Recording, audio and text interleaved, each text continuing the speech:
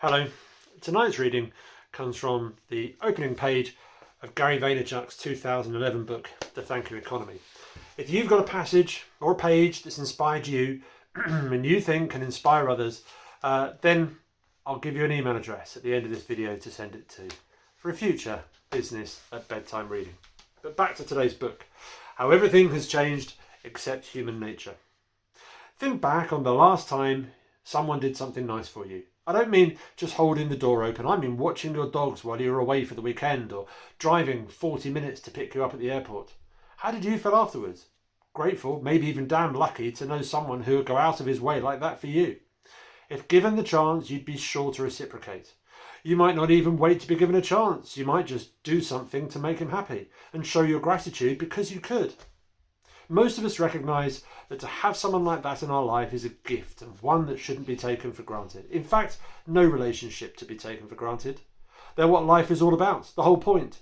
How we cultivate our relationships is often the greatest determinant of the type of life we get to live, and business is no different.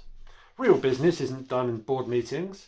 It's done over a half-eaten plate of buffalo wings at a sports bar or during the intermission of a Broadway show. It's done through an enthusiastic greeting with an unexpected recommendation or by offering up your cab when it's raining. It happens in the small personal interactions that allow us to prove to each other who we are and what we believe in. Honest moments that promote good feelings and build trust and loyalty. Now imagine you could take those interactions and scale them to the hundreds, thousands, or even millions of people who make up your customer base, or better yet, your potential customer base.